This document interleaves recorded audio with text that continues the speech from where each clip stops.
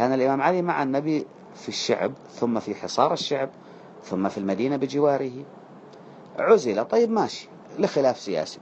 طيب الله يبارك فيك يا أبو بكر ويا عمر ويا أصحاب السقيفة، كلفتم زيد بن ثابت كان عمره 20 سنة، وابن مسعود يتهمه بأنه كان يتعلم من اليهود وكذا، يعني ليش على الأقل ما أتيتم بفطاحلة؟ يلا عبد الله بن مسعود كان مع السقيفة، يعني على الأقل ما عارض يعني. تعالوا عبد الله بن مسعود، أبي بن كعب، اجمعوا. أليس عندكم قراء؟ يعني هل تحتاج الجيوش؟ ألا تستغني الجيوش التي بعث بها أبو بكر، ألا تستغني عن 10 قراء ويجمعون ويكتبون؟ طيب تقول لا، طيب بعد ما كتب زيد بن ثابت، بعد ما جمع كما قلتم، يأخذ كل واحد بشاهدين، كل آية أو كل ما يجده من القرآن بشاهدين. طيب لماذا بعد أن جمعتم المصحف يعني لم تستشيروا الصحابة الكبار أيضا أنه هذا ما وجدناه، جمعه زيد، هل لكم ملحوظة؟ هل في عندكم صور زايدة؟ يأخذون الصحابة الكبار. أهل بدر كانوا حوالي 300، طبعا قد مات منهم في أحد مجموعة وأيام النبي. الكبار الإمام علي، عبد الله بن مسعود، أبي بن كعب، أبو أيوب الأنصاري، عمار بن ياسر، جابر بن عبد الله، حذيفة بن اليمان، المقداد، عاقل بن آل البكير، آل كذا، مجموعة هائلة ومنسيين يعني، ولا يعرفهم كثير من الناس. وأنا حاولت أن أجمع الصحابة المنسيون من مهاجرة الحبشة، من أهل بدر، من كذا، ما يعرفهم أحد. على كل حال، على الأقل يجمع، هذا ما وجدناه، ما رأيكم؟ أليس الأمر شورى؟ طيب يلا تفضلوا.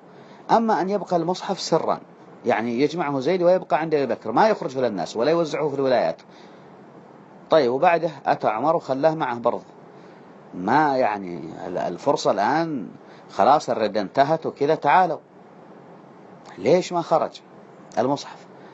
وفي عهد عثمان طبعا بعد ما مات عمر كان عند حفصة أم المؤمنين حفصة، عثمان لم يخطر على باله إلا لما تكاثر الناس في الكوفة، كل واحد عنده مصحف يعني مختلف، أو على الأقل أوراق أجزاء مختلفة، فكل يكفر الآخر. انت حذيفة بن اليمان قال لعثمان جزاه الله خير أنه يا عثمان أدرك الناس، اجمعهم على مصحف واحد. فماذا جرى؟ أن قام عثمان بتكليف لجنة للكتابة، يعني بالله من هذه اللجنة؟ زيد بن ثابت نفسه أعاده، وأضاف إليه من؟ مروان بن الحكم، سعيد بن العاص، عبد الرحمن بن حارث بن هشام.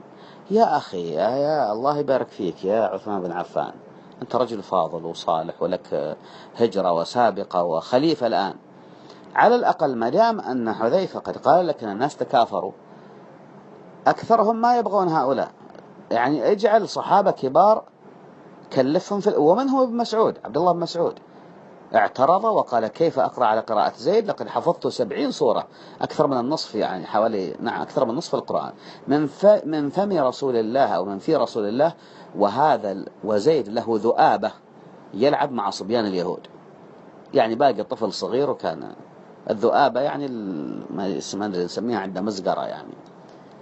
فطبعا بعض الروايات لم تذكر موضوع اليهود، مع أن اليهود كانوا يعني بعض الأنصار كانوا يعني على عقيدة يهودية، أو على الأقل آبائهم أو كذا، مختلط، المجتمعين كانوا مختلطين، المجتمع اليهودي والمجتمع الأنصاري، وخاصة الأوس كانوا مخالطين لليهود.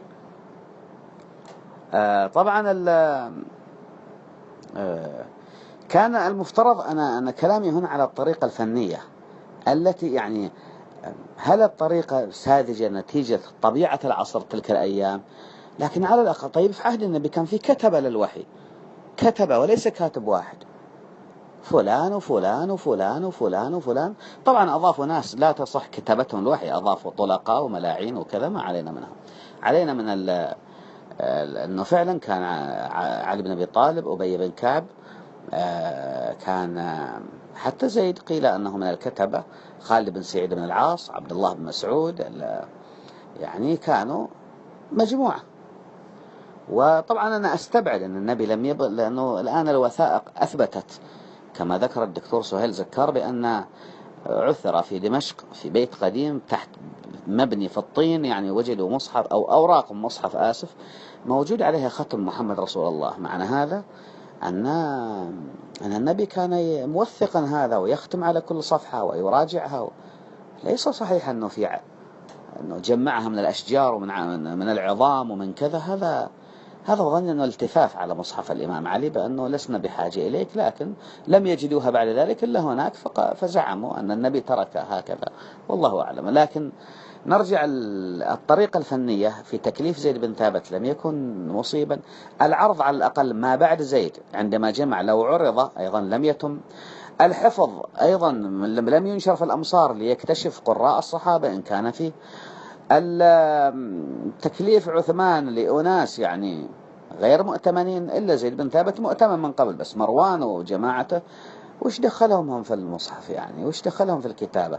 طبعا البعض قد يقول هذا عمل مهني بسيط يعني لا يستوجب يعني هذه الأسئلة وهذا الشك، ولكن المشكلة بقي ابن مسعود وحزب معه يعارضون هذه الخطوة.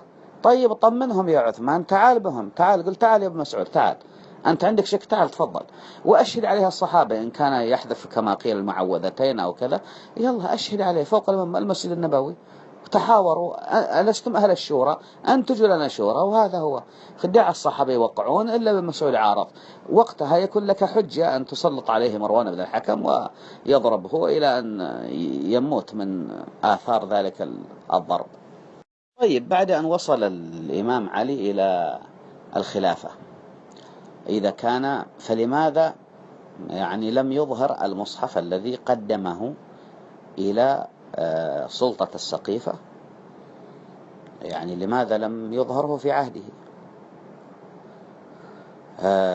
لعله أولا، وهذا دليل شاهد بأن القرآن كما هو، بأن الاعتراض كان على المكلفين أكثر منه على النص.